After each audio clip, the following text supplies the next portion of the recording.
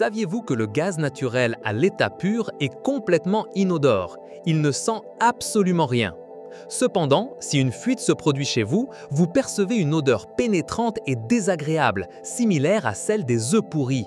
Cette odeur n'est pas naturelle au gaz, c'est un additif, une petite molécule appelée mercaptan, spécifiquement le méthanéthiol, qui est ajouté intentionnellement. Le simple fait que des millions de dollars et des siècles d'ingénierie aient été investis pour imprégner quelque chose d'inoffensif, d'une puanteur nauséabonde afin de protéger la vie humaine, révèle une vérité profonde. Les odeurs désagréables ne sont pas un simple caprice de nos sens. Elles sont en essence des systèmes d'alarme sophistiqués, des gardiens invisibles qui travaillent inlassablement pour nous maintenir en sécurité. La science derrière ce mécanisme de protection est aussi complexe que fascinante, un témoignage de l'évolution qui a modelé notre cerveau et notre système olfactif au fil d'innombrables millénaires. Pour comprendre en profondeur comment notre odorat devient une armure contre les dangers invisibles, nous devons d'abord nous plonger dans la machinerie complexe de la perception olfactive. Imaginez que l'air que vous respirez est rempli de milliards de molécules, chacune avec une forme et une composition chimique unique. Lorsque ces molécules, appelées odorants, pénètrent dans votre nez, elles voyagent à travers un labyrinthe de passages jusqu'à atteindre la partie supérieure de la cavité nasale. Là se trouve l'épithélium olfactif, une fine couche de tissu qui abrite des millions de cellules réceptrices olfactives. Chacune de ces cellules spécialisées possède des protéines réceptrices à sa surface, conçues pour se lier à des formes moléculaires spécifiques. C'est comme une clé et une serrure. Une molécule d'une odeur particulière s'emboîte avec un récepteur spécifique. Lorsqu'un odorant se lie à son récepteur, un signal électrique est déclenché. Ce signal voyage le long d'un axone, l'extension de la cellule nerveuse, directement vers le bulbe olfactif, une structure cérébrale de la taille d'un petit pouce située juste au-dessus du nez.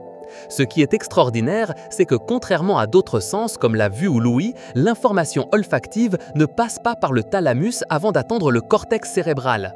Elle va directement, presque sans escale, vers des zones profondes du cerveau, associées à l'émotion et à la mémoire, comme l'amygdale et l'hippocampe. Cette connexion directe et privilégiée est la raison pour laquelle les odeurs ont une capacité si puissante à évoquer des souvenirs vifs et des réponses émotionnelles intenses, et pourquoi elles peuvent déclencher une réaction d'alarme avant même que nous ayons consciemment traité la source du danger. Pensez à l'odeur de fumée. Avant que vos yeux ne puissent localiser le feu ou que vos oreilles n'entendent le crépitement, l'odeur a déjà activé un signal d'alarme dans votre cerveau, vous poussant à l'action. Ce traitement rapide et subconscient est fondamental pour la survie. Mais quel type de molécules notre cerveau a-t-il appris à associer au danger et à percevoir comme désagréables?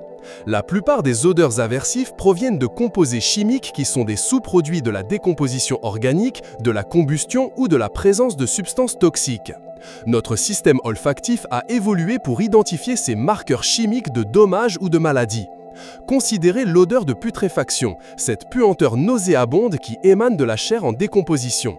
Cette odeur est principalement le résultat de composés volatiles comme la putrécine et la cadavérine, des amines biogènes qui se forment lorsque les protéines se décomposent. La détection de ces odeurs nous alerte sur la présence de bactéries dangereuses ou de toxines qui pourraient provoquer des maladies si nous consommions l'aliment ou si nous restions dans un environnement contaminé. Prenons le cas des aliments avariés. Chaque année, des millions de cas d'intoxication alimentaire sont évités grâce à la capacité humaine de détecter les aliments en mauvais état par leur odeur. En 2018, les Centres pour le contrôle et la prévention des maladies des États-Unis ont rapporté que les intoxications alimentaires causaient environ 48 millions de maladies, 128 000 hospitalisations et 3 000 décès annuels dans ce pays. Bien qu'une fraction de ces maladies soit due à des facteurs indétectables par l'odeur, comme certains virus, une grande partie est attribuable à des bactéries qui produisent des composés odorants. La capacité de détecter l'odeur de rance dans les produits laitiers ou les huiles, causée par l'acide butyrique, ou l'odeur de soufre dans les œufs ou la viande pourrie, est un mécanisme de défense de première ligne. Notre cerveau a codé ces odeurs comme des signaux d'alarme, car tout au long de notre histoire évolutive, les individus capables d'éviter ces aliments avaient une plus grande probabilité de survivre et de se reproduire. Un autre exemple vital est l'odeur de brûlé, de fumée. La fumée contient un mélange complexe de particules et de gaz, y compris du monoxyde de carbone, du cyanure d'hydrogène et d'autres composés organiques volatiles dont beaucoup sont toxiques ou asphyxiants. Bien que le monoxyde de carbone soit un tueur silencieux parce qu'il est inodore et incolore, l'odeur de fumée, en particulier l'odeur d'acroléine, produite par la combustion incomplète des graisses et des huiles, est un puissant indicateur d'incendie. La détection de cette odeur déclenche une réponse de stress immédiate, activant le système nerveux sympathique, ce qui nous prépare à l'action, la fuite ou la recherche d'un abri. La rapidité de cette réponse est cruciale. Une étude publiée dans la revue scientifique Neuron en 2014 par des chercheurs de l'Université de Californie à Berkeley a démontré comment le bulbe olfactif se projette directement sur le cortex piriforme, une région cérébrale qui intègre le traitement des odeurs avec la mémoire et l'émotion, permettant une identification rapide des menaces. Cela signifie que, même avant que le cerveau n'ait analysé consciemment l'origine de l'odeur, il a déjà initié une réponse de lutte ou de fuite. Considérez le cas du sulfure d'hydrogène, le gaz qui donne aux œufs pourris leur odeur caractéristique. Ce gaz, produit par la décomposition de matières organiques, est hautement toxique à des concentrations élevées et peut être fatal. Cependant, notre odorat y est incroyablement sensible, le détectant à des concentrations aussi basses que 2 parties par milliard. En contraste, les niveaux dangereux pour la santé commencent autour de 100 parties par million, une différence de 50 000 fois. Cette hypersensibilité est une adaptation de survie. Si nous attendions de ressentir les effets physiologiques d'un gaz toxique, il pourrait être trop tard. L'odeur nous donne une marge de temps cruciale pour réagir. La protection offerte par les odeurs désagréables ne se limite pas aux dangers biologiques ou chimiques immédiats. Elle englobe également les dangers environnementaux ou sociaux. Pensez à l'odeur d'égout ou d'eaux usées. Cette odeur, chargée d'ammoniac, de sulfure d'hydrogène et d'autres composés dérivés de la décomposition de matières fécales, est une indication sans équivoque de la présence de pathogènes et de bactéries pouvant causer des maladies gastro-intestinales graves comme le choléra ou la dysenterie. L'aversion instinctive à ces odeurs nous pousse à nous éloigner des environnements insalubres, protégeant ainsi notre santé publique. Au cours de l'histoire, les sociétés qui ont réussi à développer des systèmes d'assainissement efficaces et à éviter la proximité des sources de déchets, guidées en partie par la répulsion de leurs odeurs, ont connu une amélioration significative de la qualité de vie et une diminution des épidémies. Il est important de souligner que toutes les odeurs désagréables ne sont pas un avertissement direct d'un danger physique imminent. Certaines odeurs peuvent être socialement aversives, indiquant un manque d'hygiène personnelle ou des conditions de vie insalubres. L'odeur corporelle forte, par exemple, qui résulte de la décomposition de substances sécrétées par les glandes sudoripares par des bactéries présentes sur la peau, peut être perçue comme désagréable dans de nombreuses cultures. Bien qu'elle ne soit pas une menace directe pour la vie, elle peut indiquer la présence de bactéries ou un risque de transmission de maladies dans des environnements surpeuplés, servant de signal social pour le maintien de la propreté et une distance sociale adéquate, ce qui contribue indirectement à la santé collective. Notre cerveau ne se contente pas d'enregistrer la présence de ces odeurs, il évalue également leur intensité et les associe à des expériences passées. Cette évaluation a lieu dans le cortex orbitofrontal, une partie du cerveau impliquée dans la prise de décision et l'évaluation des récompenses et des punitions. Une légère odeur de fumée peut générer une légère inquiétude, tandis qu'une odeur de gaz accablante peut déclencher une panique totale et une réponse de fuite immédiate. Cette gradation de la réponse est un exemple de la sophistication de notre système olfactif. L'individualité de la perception olfactive est un autre aspect fascinant. Toutes les personnes ne perçoivent pas les odeurs de la même manière. Les variations génétiques des récepteurs olfactifs, dont les humains possèdent environ 350 fonctionnels, peuvent influencer drastiquement notre capacité à détecter certaines odeurs. Par exemple, certaines personnes présentent une sensibilité réduite ou une anosmie complète, l'incapacité de sentir, à certains composés.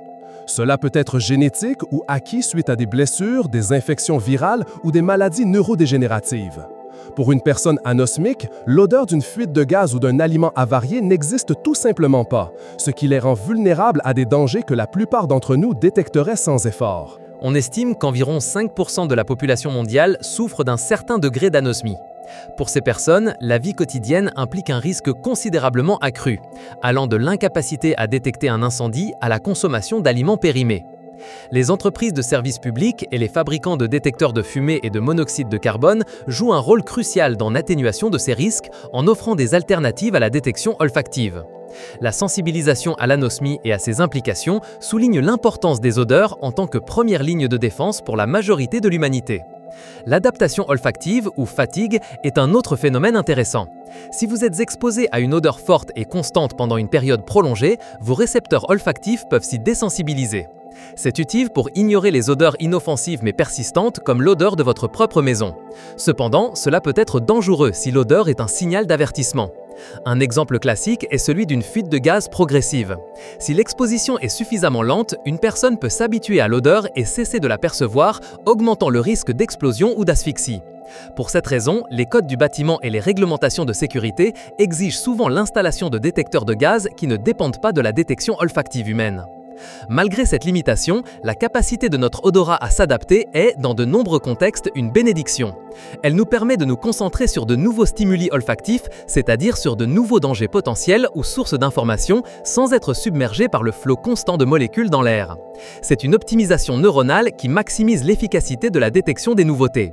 La recherche moderne a cherché à répliquer et à améliorer cette capacité naturelle.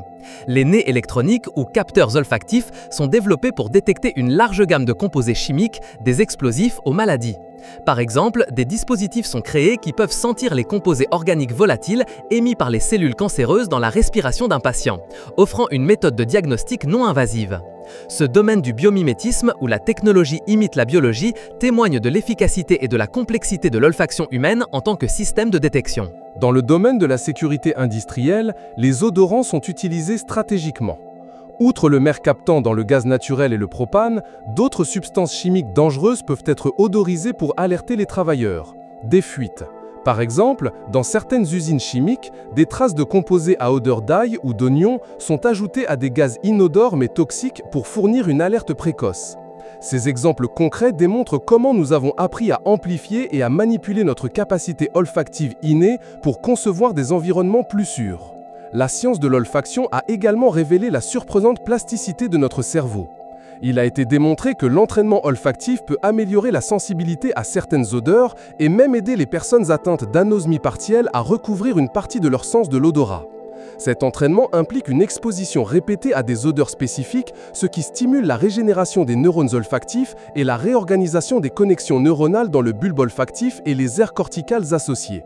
Cette capacité de récupération souligne l'importance fondamentale de l'odorat pour notre sécurité et notre bien-être. En fin de compte, l'histoire de la manière dont les odeurs désagréables nous protègent est l'histoire de l'évolution, de la chimie et des neurosciences travaillant de concert pour assurer notre survie.